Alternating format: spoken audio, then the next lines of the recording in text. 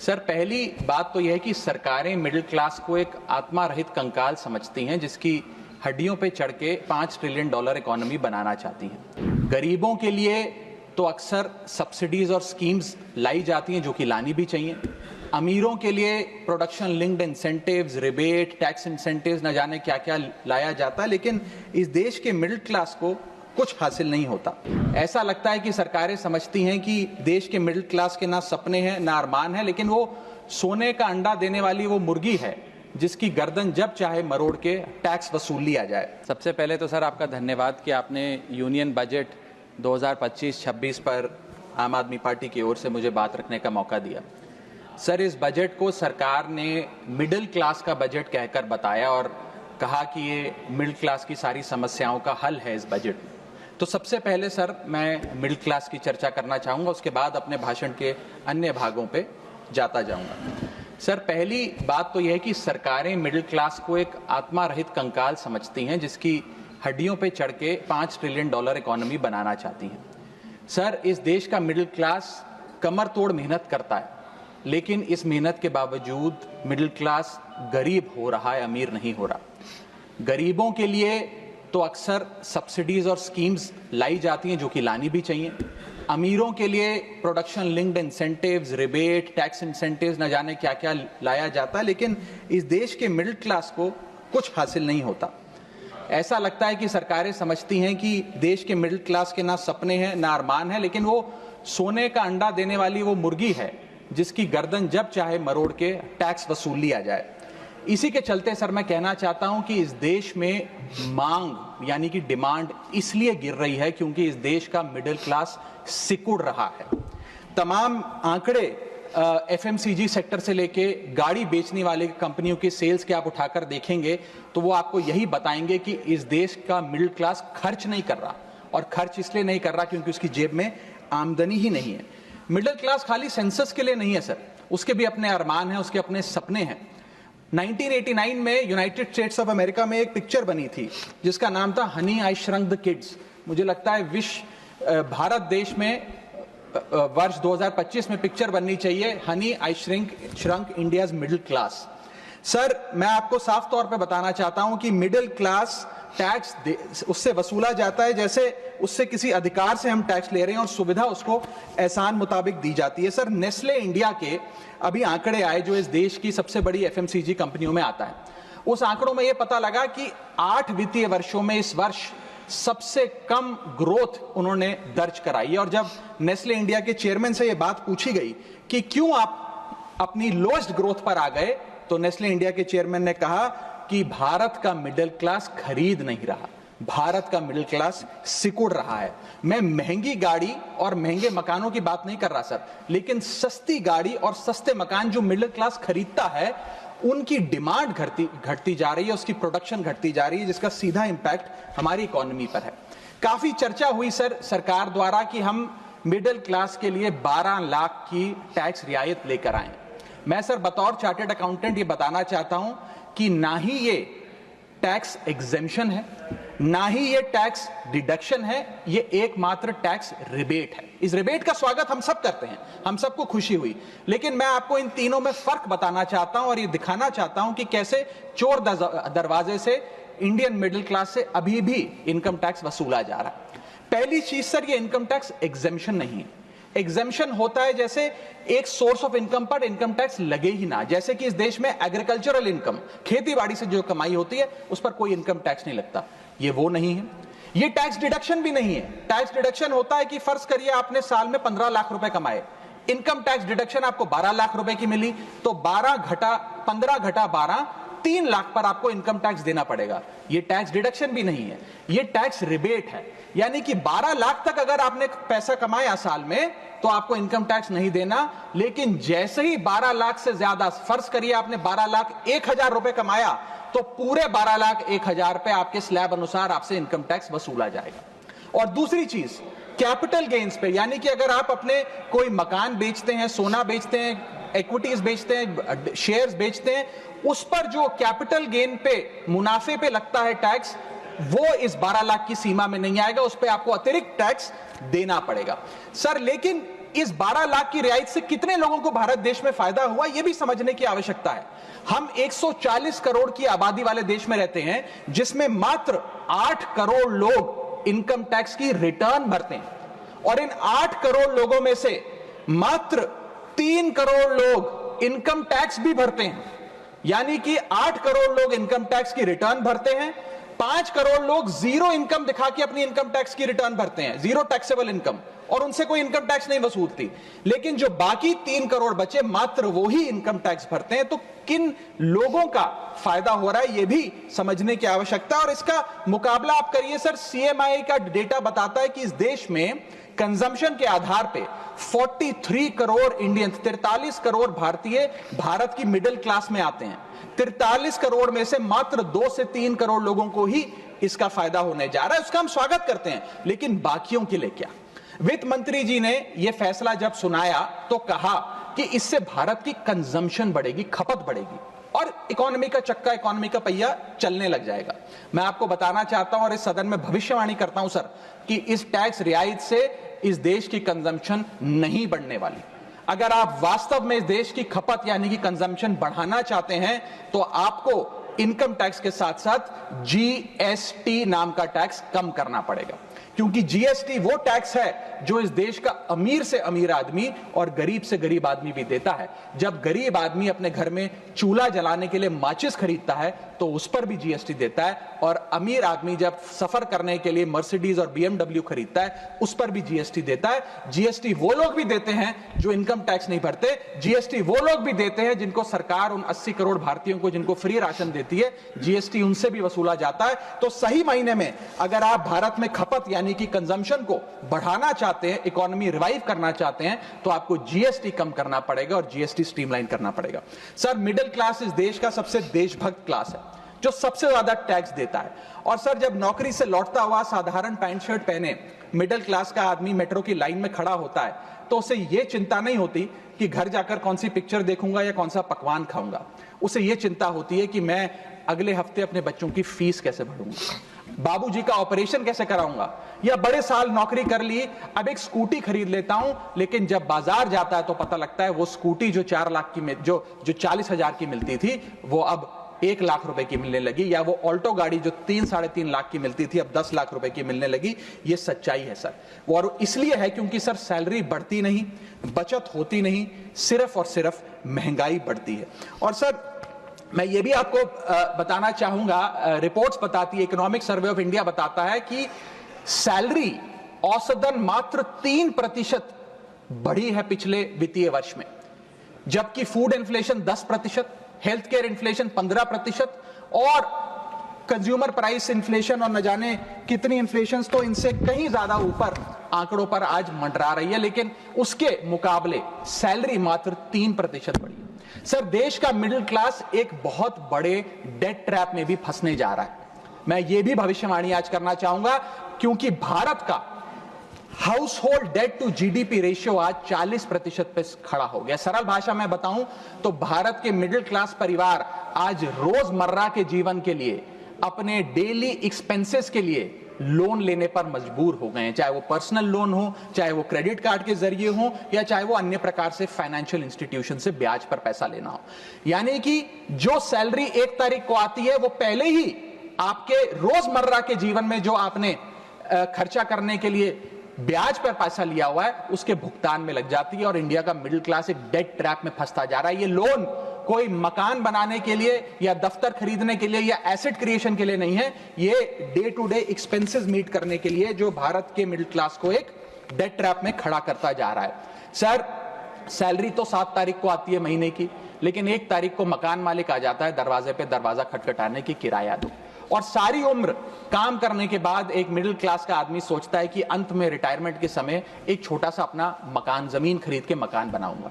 जमीन खरीद के मकान बनाना तो छोड़िए सर, आज रियल एस्टेट के प्राइसेस, आपकी अर्निंग्स, मिडिल क्लास की अर्निंग्स के मुकाबले इतने ज्यादा हैं कि रिटायरमेंट 2-3 जन्म काम करने के बाद, रिटायरमेंट लेने के बाद भी शायद वो 2 BHK अपार्टमेंट भी नहीं खरीद पाएगा। इसीलिए मिडिल क्लास आज सरकार को वो गाना सुनाना चाहता है कि सारी उम्र हम मर मर के जी लिए, एक पल तो अब हमें जीने दो।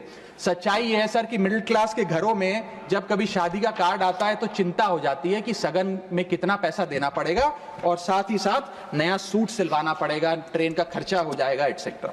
सर, मिडिल क्लास के साथ साथ मैं दूसरा बड़ा मुद्दा जो आज इस वक्तव्य में आपके सामने पेश करना चाहूंगा सर, वो है रेलवे का। सर, रेलवे का एक अतिरिक्त बजट आया करता था जिसकी प्रथा बंद हो गई। आप इस भारतीय रेल के महत्व इसी चीज से समझ सकते हैं कि उसके लिए एक अतिरिक्त बजट सदन में पेश किया जाता था। क्योंकि अब रेल बजट पेश नहीं होता तो उस पर व्यापक चर्चा भी नहीं होती। लेकिन इस वक्तव्य के माध्यम से मैं रेल बजट से संबंधी कुछ चीजें आपके सामने अवश्य रखना चाहूंगा। इस यूनियन बजट 2025-26 में माननीय वित्त मंत्री जी ने 2,55,000 करोड़ की फाइनेंशियल एलोकेशन रेलवेज की कैपेक्स के लिए मांगी है।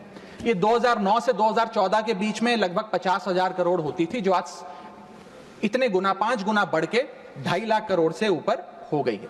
तो इस पे व्यापक चर्चा अवश्य होनी चाहिए। सर, भारतीय रेल जो भारत की लाइफलाइन कहलाई जाती थी, आज उसकी स्थिति ऐसी है कि अगर मजबूरी ना हो तो शायद कोई यात्री रेल की ओर देखना भी ना चाहे।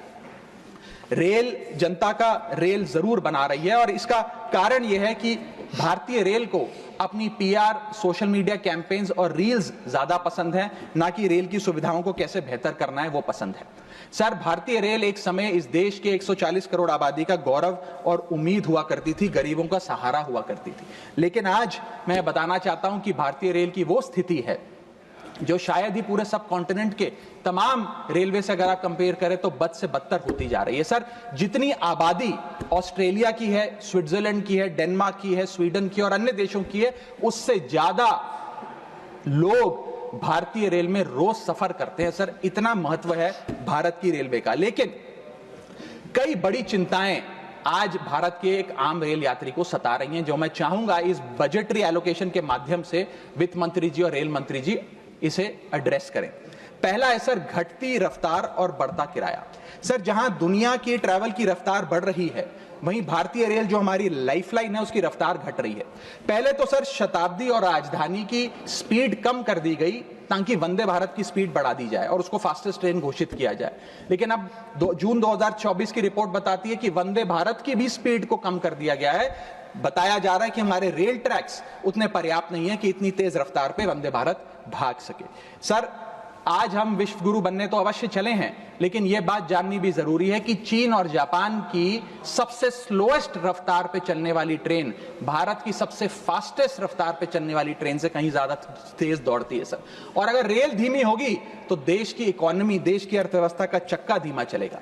और किराए की तो सर क्या ही बात करें, जिस वंदे भारत का प्रचार रेल मंत्री जी करते थकते नहीं हैं, आज उस वंदे भारत का किराया इतना है कि गरीब आदमी छोड़िए, आम आदमी भी उसे अफोर्ड नहीं कर पा रहा। सर, वित्तीय वर्ष 2013-14 में एवरेज फेयर पर पैसेंजर पर किलोमीटर 32 पैसे हुआ करता था। 2021-22 वित्तीय वर्ष में ये 107% बढ़ के 66 पैसा हो गया है। सर, इतने रेल के किराए में इजाफा देखा गया है। हवाई चप्पल वालों को हवाई यात्रा कराने का वादा था सर, लेकिन हवाई चप्पल पहनने वालों को इतना निचोड़ दिया कि शायद अब वो रेल यात्रा के भी लायक नहीं रहे। सर, दूसरी समस्या है, बुरी हालात है थर्ड एसी और सेकंड एसी के। थर्ड एसी, सेकंड एसी को सर एक समय पर जनरल बोगी, एक समय पर लग्जरी माना जाता था, लेकिन आज वो जनरल बोगी से भी बुरी स्थिति में है। अगर टिकट मिल भी जाए sir third AC, second AC की, तो सीट मिलने की कोई गारंटी नहीं है, क्योंकि जैसे ही आप बैठेंगे थोड़ी देर में कोई शख्स आकर कहेगा, भाई साहब थोड़ा एडजस्ट करिए, थोड़ा सी रखिए, हमें भी बैठने दीजिए। ये वास्तविकता है। और आज सोशल मीडिया और तमाम तरीके के पोर्टल्स पर आप देखेंगे तो क्या आरामदायक सरकार, क्या आरामदायक यात्रा, आरामदायक सफर भारत सरकार आम रेल यात्री को दे रही है, वो देखकर आप समझ जाएंगे। जैसे कहते हैं ना सर, हिंदी का सफर अंग्रेजी का सफर बन गया है भारतीय रेल के एक यात्री के लिए। कई रूट्स पर आलू की बोरियों की भांति लोगों को ठूसा जा रहा है, और अगर शौचालय में भी, ट्रेन के टॉयलेट में भी सीट मिल जाए तो आदमी अपने आप को सौभाग्यशाली समझता है। सर, जहां भेड़ बकरियों की तरह भोले भाले लोगों को ट्रेन में ठूसा जा रहा है, पूरी टिकट लेकर सुविधा के नाम पे सिर्फ धक्का दिया जा रहा है। और सर, हमारे देश के भोले भाले आम आदमी इसको अपनी किस्मत समझकर स्वीकार कर लेते हैं। सर, मैं तीसरी बड़ी रेल समस्या जो कि है मिसमैनेजमेंट, अव्यवस्था, उस पर आपका ध्यान आकर्षित करना चाहूंगा। सर, पहले तो रेल की टिकट मिलती नहीं, अगर मिल भी जाए, आपने अगर 2, 2.5, 3 महीने पहले टिकट बुक कराई हो, टिकट कंफर्म हो जाए तो सीट मिलने की कोई गारंटी नहीं। और सर, आप अपना अनुभव देखिए, जब आप सबसे पहले प्लेटफॉर्म पर पहुंचते हैं अपनी ट्रेन में चढ़ने के लिए, तो आपको चारों तरफ सिर्फ गंदगी ही गंदगी नजर आती है। अगर बुजुर्गों के साथ या घर परिवार की महिलाओं के साथ आप ट्रैवल कर रहे हैं तो एक क्लीन वॉशरूम तक आपको मुहैया नहीं कराया जाता। और हालात यह है कि लोग मजबूर हैं प्लेटफॉर्म पर अखबार बिछाकर सोने के लिए, और वेटिंग एरिया के नाम पर तो सर सिर्फ एक नेम प्लेट, एक बोर्ड लगा नजर आता है और कुछ नहीं नजर आता। तो सर, ट्रेन पे चढ़ने से लेकर ट्रेन पे उतरने तक की एक बड़ी लंबी फहरिस्त है अव्यवस्था की। यहां तक कि सर, आज जब इस ठंड के मौसम में एक यात्री एक लंबा सफर तय करता है ट्रेन में और सोचता है कि थोड़ा आराम कर लूं, कंबल चादर खोल के ओढ़ने का प्रयास करता है, तो उस कंबल चादर से इतनी बदबू आती है, इतनी दुर्गंध आती है, और उसके जवाब में रेल मंत्री और रेल मंत्रालय बताता है कि हम महीने में 1 बार कंबल धोते हैं। महीने में 1 बार कंबल धोएंगे तो सर सुगंध आएगी कि दुर्गंध आएगी, मैं चाहूंगा कि सरकार इसका फैसला ले। हाइजीन रिलेटेड कंप्लेंट्स में पिछले 2 वित्तीय वर्षों में 500% का इजाफा हुआ है। ये दिखाता है कि हाइजीन स्टैंडर्ड्स को कितना कॉम्प्रोमाइज करती जा रही है हमारे देश की रेल। और सर, अगर प्लेटफॉर्म पे भूख लग जाए तो आपको पानी वाली चाय, गंदे तेल में तले समोसे और छोले भटूरे अवश्य मिल जाएंगे। और इसी के साथ साथ अगर आपने IRCTC का खाना बुक किया हो और रेल विभाग आपको खाना दे, तो जब वेज थाली आप मंगाएंगे तो उसमें आपको कॉम्प्लीमेंट्री मच्छर, कॉकरोच और कीड़े मकोड़े भी नसीब हो सकते हैं। जब आप वेज थाली ऑर्डर करेंगे और ये आपको नसीब नहीं होंगे तो सूखी रोटी, कच्चे चावल और पानी जैसी दाल तो अवश्य मिलेगी। सर, महाकुंभ को लेकर कई आयोजन बड़े बड़े किए गए और कहा गया कि भारतीय रेल बड़ी सक्रिय होकर महाकुंभ का आयोजन कर रही है। मैं बताना चाहूंगा कि प्रयागराज का रेलवे स्टेशन और आसपास के कई रेलवे स्टेशन को बंद करना पड़ा क्योंकि सरकार क्राउड मैनेजमेंट नहीं कर पाई। और कहां पर ये स्पेशल ट्रेन चल रही है महाकुंभ के लिए, मैं पूछना चाहूंगा, कोई व्यक्ति है जिसके पास एक स्पेशल ट्रेन की कंफर्म टिकट है सर? और सर, मैं चौथी बड़ी चीज जिस पर आपका ध्यान आकर्षित करना चाहूंगा वो है आम आदमी से लूट। सर, पहले तो IRCTC की वेबसाइट का इंटरफेस कुछ इस प्रकार है कि आप टिकट बुक नहीं कर पाएंगे। जब बुक करने के लिए थर्ड पार्टी ऐप्स पे जाएंगे तो वो आपसे मोटा कमीशन लेंगी। अब खुदा ना खास्ता आपकी यात्रा कैंसिल हो जाए तो मोटा कैंसिलेशन चार्ज भी आपसे वसूला जाएगा। और प्लेटफॉर्म टिकट की तो क्या बात करें सर, आपके सगे संबंधी अगर आपको प्लेटफॉर्म पर छोड़ने आए तो कितना प्लेटफॉर्म पे खर्चा होता है, कितनी प्लेटफॉर्म टिकट किस रेट पर वसूली जाती है वो आपको पता है सर। और हालात ऐसे हैं कि वहां पर बिस्लरी का पानी आप प्लेटफॉर्म पर खरीदिए तो बिलसेरी का नकली पानी आपको दिया जाता है। ऐसे ऐसे ब्रांड्स के चिप्स, चॉकलेट्स, बिस्किट्स और पानी दिया जाता है जिन ब्रांड्स का आपने कभी नाम नहीं सुना। सर, 5वीं समस्या है ज्यादा से ज्यादा नॉर्मल ट्रेन चलाने की आवश्यकता। सर, बुलेट ट्रेन और वंदे भारत से ज्यादा किफायती यात्रा नॉर्मल ट्रेन में हो जाए तो देश का आम आदमी खुश हो जाएगा। आज इस भीषण महंगाई और भयंकर बेरोजगारी का आलम कुछ इस प्रकार है कि लोगों के पास समय ही समय है लेकिन पैसा नहीं है। भले ही आप आधा 1 घंटा रफ्तार धीमी कर दें, लेकिन 2000 रुपए में मिलने वाली टिकट को ट्रेन की 500-600 रुपए कर दें तो आम आदमी का बहुत भला हो जाएगा। सर, इसी के साथ साथ मैं बुजुर्गों की बंद हुई सब्सिडी पर भी आपका ध्यान आकर्षित करना चाहूंगा। 2020 में सरकार ने बुजुर्गों को मिलने वाली रेल टिकट पर जो सब्सिडी थी वो बंद कर दी, जिसके चलते सरकार ने काफी ढोल बजाकर कहा कि वित्तीय वर्ष 22-23 में उन्होंने 2242 करोड़ पैसे 150 मिलियन सीनियर सिटीजन से वसूल किए हैं, यानी कि 2200 करोड़ की रेलवे की इनकम में इजाफा हुआ। अब बताइए सर, क्या हम अपने बड़े बुजुर्गों की हड्डियां निचोड़कर भी पैसा वसूलेंगे? पूरी जिंदगी भर काम करने के बाद एक सीनियर सिटीजन सोचता है कि रिटायरमेंट के बाद तीर्थ करने जाऊंगा, धार्मिक स्थानों पे जाऊंगा, लेकिन आज हम ये सब्सिडी बंद करके उन पर महंगाई का एक बड़ा बर्डन डाल रहे हैं। मैं वित्त मंत्री जी को और रेल मंत्री जी को कहना चाहूंगा कि अगर ये बड़े बुजुर्ग तीर्थ यात्रा पे जाएंगे तो शायद आप ही के लिए दुआएं मांगेंगे। सर, इसी के साथ साथ मैं रेल और जनता की सुरक्षा, ये मेरा आखिरी पॉइंट है सर, इसके टुवर्ड्स भी आपका ध्यान आकर्षित करना चाहूंगा। सर, पहले सुरक्षित यात्रा की गारंटी हुआ करती थी, आज कोई गारंटी नहीं।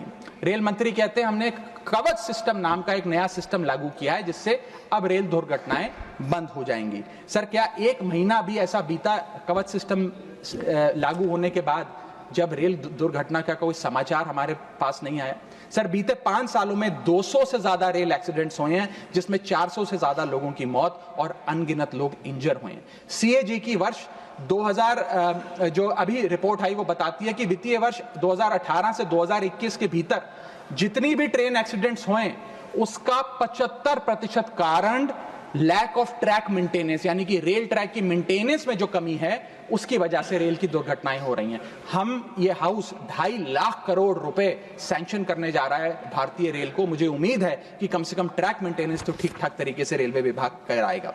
सर, इसी के साथ साथ जितनी भी ये समस्याएं बताई गई हैं, अगर रेल मंत्री रील से ज्यादा रेल पर ध्यान दे तो अवश्य इसका इलाज हो जाएगा। मैं 4 पंक्तियां एक आम रेल यात्री के अनुभव को एक्सप्लेन करते हुए आपके सामने पढ़ना चाहूंगा। सर, अजब गजब चल रहा है रेल का खेल, हमेशा गाड़ी लेट तो कहीं ब्रेक फेल, महंगी टिकट के बाद भी सीट मिलने की आस नहीं, सुरक्षित पहुंच जाएं इस बात पर विश्वास नहीं, भिड़ रहे हैं ट्रेनें, मर रहे हैं लोग, रेल मंत्री लगा रहे हैं अमृतकाल का भोग, बुकिंग से लेकर टिकट कैंसिलेशन तक दर्जनों टैक्स का जाल, भेड़ बकरियों की तरह ठूसे जा रहे हैं लोग, कैसे मनाएं अमृतकाल, बेरोजगारों के देश में हो रही है बुलेट ट्रेन की बात, सरकार कैसे समझेगी आम आदमी के मन के जज्बात, रेल मंत्री को रेल नहीं रील पसंद है, टिकट के नाम पर मनमाना बिल पसंद है, खाना मांगने पर मिलता है कॉकरोच, छिपकली और मच्छर, इतना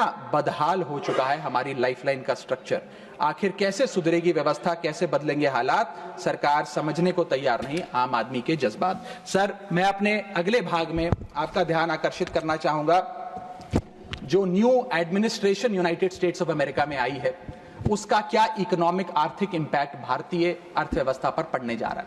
सर, पहले तो 4 फरवरी 2025 को अमेरिका की सेना का एक माल ढोने वाला बड़ा विमान 104 भारतीयों को डिपोर्ट करने के लिए भारत आया। पता लगा कि उन भारतीयों के हाथ में हथकड़ियां और पैरों में जंजीरें थी, बेड़ियां बांधकर उनको लाया गया। बताया जा रहा है कि 7,25,000 ऐसे लोग हैं जो बिना दस्तावेज के भारतीय प्रवासी वहां रह रहे हैं, जिनको अब एक एक कर अमेरिका भारत वापस भेजने जा रहा है। सर, हम चले तो विश्व गुरु बनने थे, वहां अमेरिका ने अपनी मिलिट्री लगाकर हजारों लोगों को डिपोर्ट करना शुरू कर दिया है। मैंने सर किसी बांग्लादेश, पाकिस्तान या श्रीलंका के नागरिक को डिपोर्ट होने की खबर तो नहीं पड़ी, लेकिन भारतीयों के साथ जो अमानवीयता हुई वो जरूर उसकी खबर पड़ी।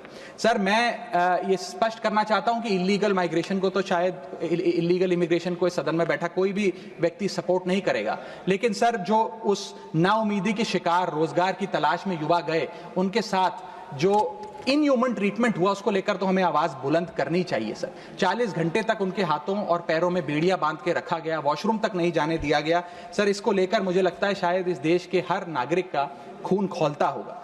उसी के सामने इसी एग्जाम्पल के सामने हमारे पास एक और एग्जाम्पल है। इस दुनिया का एक बहुत छोटा सा देश है सर, कोलंबिया।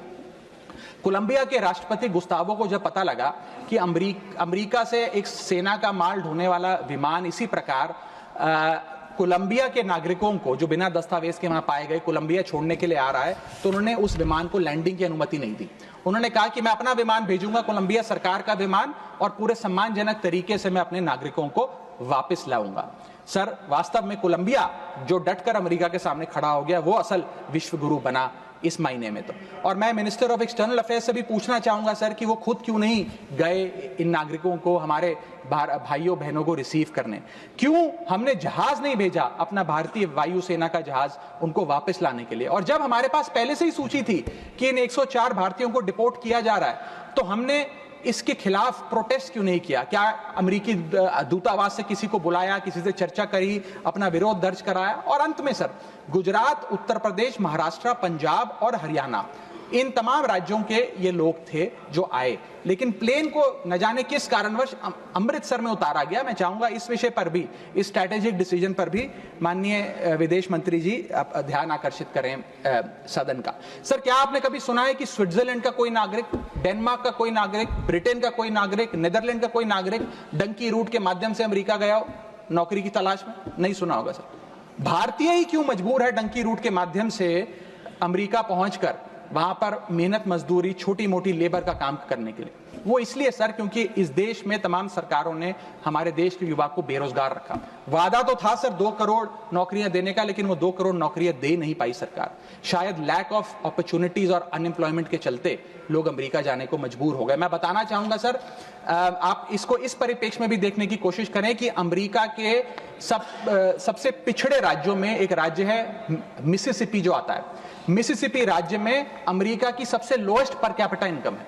मिसिसिपी की भी लोएस्ट पर कैपिटा इनकम $48,000 प्रति वर्ष है। उसका मुकाबला करिए सर, कंपेयर करिए भारत की पर कैपिटा इनकम से।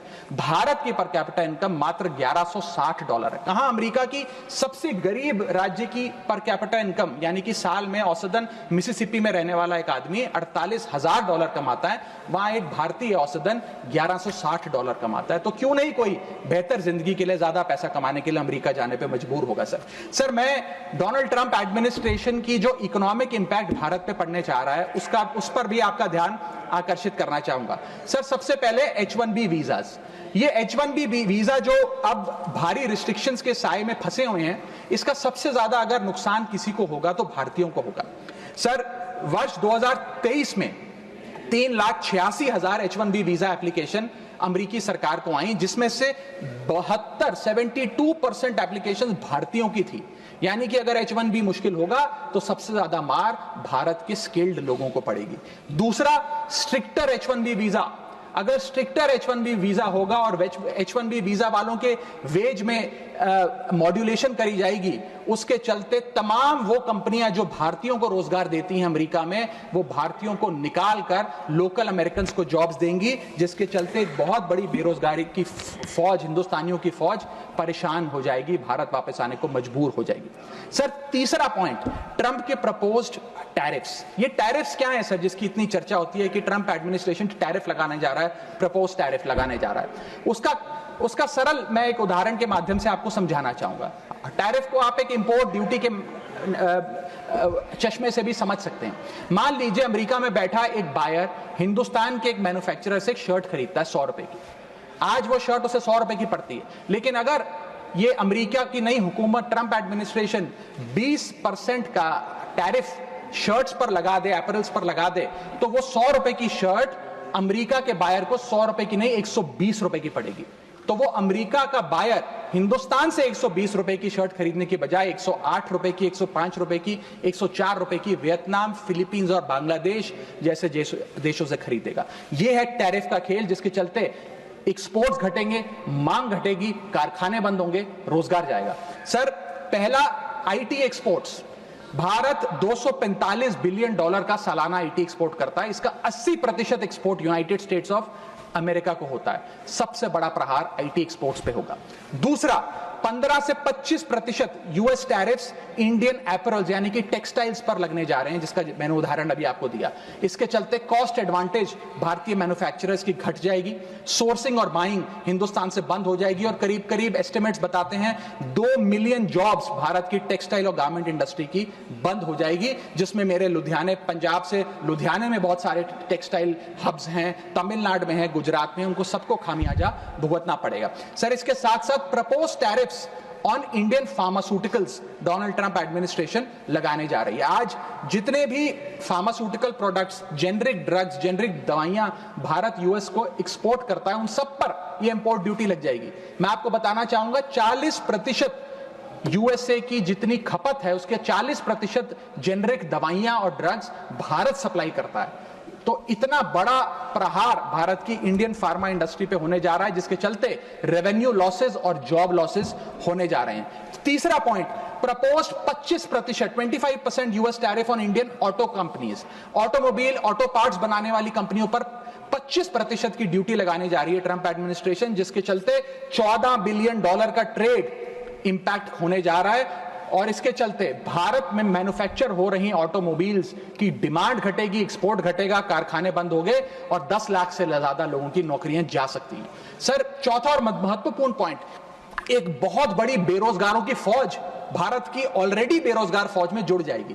पूछिए कैसे सर?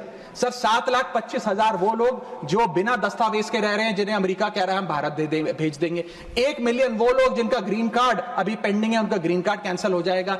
लाखों H1B वीजा एप्लीकेंट जिनका H1B वीजा मिलना अब नामुमकिन सा हो गया है। और उसके अतिरिक्त भारत में जो टेक्सटाइल्स, फार्मा, आईटी और ऑटोमोबाइल इंडस्ट्री है उसमें जॉब ले ऑफ्स होंगे, यानी कि इन लाखों लोगों की एक जो अनएम्प्लॉयड लोगों की फौज भारत आकर भारत की ऑलरेडी अनएम्प्लॉयड लोगों की फौज में जुड़ जाएगी, उसको कैसे हम इस इकोनॉमिक साइकिल में रीइंटीग्रेट करेंगे, कैसे इस अनएम्प्लॉयमेंट और अंडर एम्प्लॉयमेंट का सामना करेंगे। सर मेरा आखिरी पॉइंट इस ट्रंप एडमिनिस्ट्रेशन का जो इकोनॉमिक इंपैक्ट भारत पर पड़ेगा उसके संदर्भ में है, वो ये है सर कि भारत की फॉरेन इनवर्ड रेमिटेंसेस घट जाएंगी, भारत का फॉरेक्स रिजर्व्स घटेगा।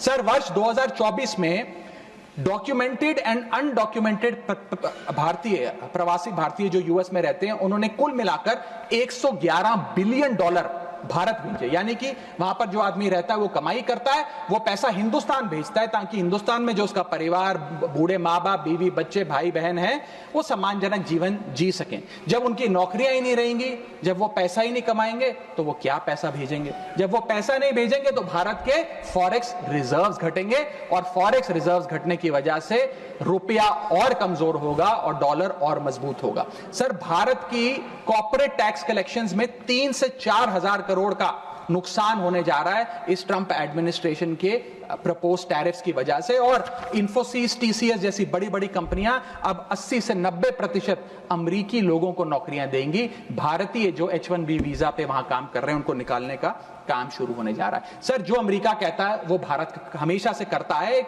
वफादार दोस्त की तरह। अमेरिका कहता है ईरान से कम तेल खरीदो, हम कम तेल खरीदते हैं। अमेरिका कहता है मुझसे वेपन्स खरीदो, हम डिफेंस हेलीकॉप्टर्स उनसे खरीदते हैं। अमेरिका कहता है फलाना फलाने देश पे मैंने सैंक्शन लगा दिया, इस पे रिस्ट्रिक्शंस लगा दी, इससे आप अपना व्यापार बंद कर दो, हम व्यापार बंद कर देते हैं। अमेरिका कहता है रशिया से डिफेंस एयर सिस्टम ना खरीदो, हम उसे निलंबित कर देते हैं। लेकिन उसकी इन सारी चीजों को मानने और एक वफादार दोस्त होने के नाते हमने ये चीजें मानी भी, उसके बदले भारत को मिलता क्या है सर? और सर सबसे जरूरी बात, भारत में एक बहुत बड़े वर्ग ने और खास तौर पे भारतीय जनता पार्टी के समर्थकों ने सोशल मीडिया पर कैंपेन चलाया ट्रंप को जिताने के लिए कि ट्रंप चुनाव जीत जाए। न जाने कितने ट्वीट, फेसबुक, इंस्टाग्राम, यूट्यूब पे वीडियो बना बना कर डाले कि ट्रंप जीत जाए। यहां तक कि कुछ लोगों ने तो हवन और अनुष्ठान भी किए कि डोनाल्ड ट्रंप अमेरिका के राष्ट्रपति फिर से बन जाए। लेकिन उसके बदले हमें हासिल क्या हुआ? पहला झटका जो ट्रंप एडमिनिस्ट्रेशन ने दिया सर, वो भारत को दिया। सर इन 104 भारतीय जो वापस आए हैं, जिनकी हाथों में जंजीरें और पैरों में बेड़ियां थी, उनके लिए भी सर 4 पंक्तियां लाया हूं, गौर फरमाइएगा। सपना था कि अमेरिका जाकर कुछ कमाएंगे, ये नहीं पता था कि ऐसे बांध कर वापस लाए जाएंगे। हाथों में हथकड़ी, पैरों में बंधी रही बेड़ियां, दर्द से टूटती और चटकती रही एड़ियां, कस के बांधा जंजीरों से जैसे कोई सामान, टपकते आंसू सुनाते हैं क्रूरता की दास्तां। सपने में भी नहीं सोचा था कि ऐसा मंजर, मगर अपनों ने ही खोप दिया पीठ में खंजर। क्या बीती होगी उन पर ये वो ही जानेंगे, उनके जख्मों को विदेश मंत्री नहीं पहचानेंगे। हर चेहरे पर लिखी है क्रूरता की कहानी, हर चेहरे पर लिखी है क्रूरता की कहानी, गुनाह सिर्फ इतना कि वो है हिंदुस्तानी। सर अंत में मैं बस समाप्त कर रहा हूं सर, मैं आपका ध्यान आकर्षित करना चाहूंगा devaluation of the Indian rupee पर, कि गिरता हुआ रुपया। सर रुपये आज ऑल टाइम लो पर है। जब मई 2014 में ये सरकार बनी थी तब $1 58 के आसपास मंडराता था। आज ₹1 87 रुपीज के आसपास मंडरा रहा है, which is an all time low. Sir रुपया कोई कागज की एक टुकड़ा, कोई पीस ऑफ पेपर नहीं है, रुपया कोई करेंसी भी नहीं है, रुपया हमारी देश की प्रतिष्ठा है। करेंसी गिरती है तो देश की प्रतिष्ठा गिरती है। तमाम देश एक दूसरे देश को कितना सम्मान देना है ये इस बात से भी तय करते हैं कि उसकी करेंसी की कितनी वैल्यू है। और अगर हमारी इंटरनेशनल पहचान कमजोर होती है तो हमारी अर्थव्यवस्था भी कमजोर होगी। सर इसके साथ साथ जैसे जैसे रुपया गिरता है हमारे देश में इन्फ्लेशन वैसे वैसे बढ़ती है, इसलिए क्योंकि हम बहुत सारी वस्तुएं इंपोर्ट करते हैं, तो इंपोर्टेड इन्फ्लेशन भी हमारे देश के टोटल इन्फ्लेशन का एक बहुत बड़ा हिस्सा है। मैं आपको उदाहरण के तौर पे बताना चाहूंगा सर कि मान लीजिए एक शर्ट हम अमेरिका से खरीदते थे 74 रुपए की पिछले साल, क्योंकि $1 74 रुपए का था। आज वही शर्ट खरीदने के लिए हमें 86-87 रुपए देने पड़ेंगे, यानी कि भारत के लिए वो कॉस्ट पड़ेगी, भारत के बायर के लिए कॉस्ट पड़ेगी, और इन टर्न वो ज्यादा कॉस्ट आम आदमी को पास ऑन करी जाएगी। सर 5 प्रकार की इन्फ्लेशन बढ़ रही है, क्योंकि डॉलर बढ़ रहा है और रुपया गिरता जा रहा है, रुपये न्यूनतम स्तर पे आके खड़ा हुआ है। पहला है food inflation. Sir Bharat edible oils और पल्सेस बड़ी मात्रा में इंपोर्ट करता है। भारत की खपत का 56% एडिबल ऑयल हम इंपोर्ट करते हैं, और भारत की पल्सेस की कंजम्पशन का 15% क्वांटिटी हम इंपोर्ट करते हैं। जब इतनी बड़ी क्वांटिटी में हम ये चीजें इंपोर्ट करते हैं, तो अगर रुपया गिरेगा, डॉलर कमजोर होगा, तो हमारा फूड इन्फ्लेशन बढ़ेगा।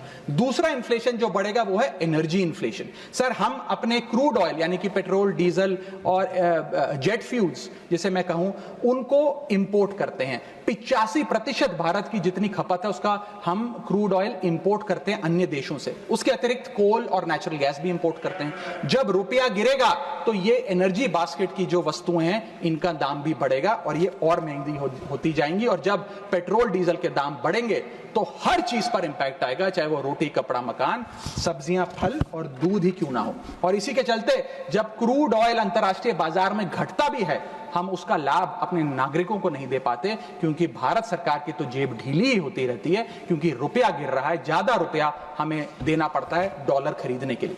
सर तीसरा इन्फ्लेशन जो डीवैल्यूएशन ऑफ इंडियन रुपी के चलते होगा वो है हेल्थ केयर इन्फ्लेशन।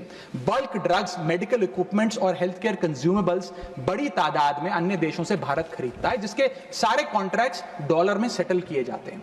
इसके चलते रुपए गिरने की वजह से हेल्थ केयर के आइटम्स भी महंगे होते जाएंगे। चौथा इन्फ्लेशन है सर एजुकेशन इन्फ्लेशन। लाखों लोग, भारत के लाखों बच्चे विदेश में पढ़ाई करते हैं।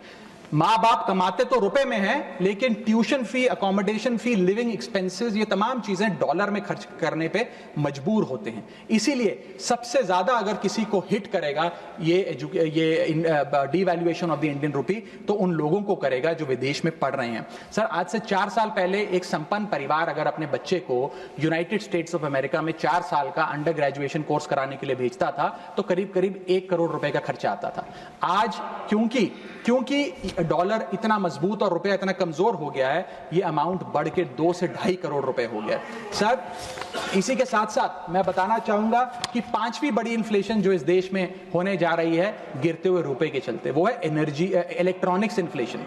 Sir major electronic components Bharat import करता है। सर समाप्त कर रहा हूं, भारत इंपोर्ट करता है। इन सारे इलेक्ट्रॉनिक आइटम्स की सेटलमेंट यूएसडी में होती है। जब रुपया गिरता है, ये सारे पदार्थ भारत में महंगे मिलेंगे, यानी कि महंगा लैपटॉप, महंगा फोन, महंगा टैबलेट, महंगा आईपैड। और इलेक्ट्रॉनिक मैन्युफैक्चरिंग यूनिट जो इलेक्ट्रॉनिक कंपोनेंट्स इंपोर्ट करते हैं इनपुट के लिए, वो भी महंगा होता जाएगा। सर अंत में मैं बस एसबीआई की एक रिपोर्ट कोट करना चाहूंगा जो बताती है कि अगर रुपया 5% गिरता है तो भारत में इन्फ्लेशन 0.5% बढ़ती है। Direct correlation between decline of the Indian rupee and increase in the inflation. अंत में बस इतना कहूंगा सर, कई बार राजनीतिक बयान आते हैं जब रुपया गिरता है। एक मंत्री हैं, एक मंत्री, बस समाप्त सर 30 सेकंड्स, एक मंत्री रहे वाजपेयी सरकार में भी, इस सरकार में भी रहे, अब तो नहीं है खैर, लोकसभा में एमपी हैं।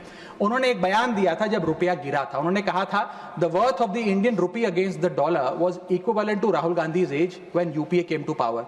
Today it is equal to Sonia Gandhi's age and very soon it will touch Manmohan Singh as.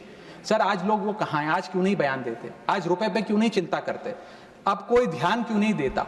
रुपए पर बयान क्यों नहीं देता? रुपया तो हर दिन गिर रहा है, अब कोई रुपए पे गिरते रुपए पे ज्ञान क्यों नहीं देता? ये मैं पूछना चाहूंगा। बहुत बहुत धन्यवाद, थैंक यू, बहुत धन्यवाद।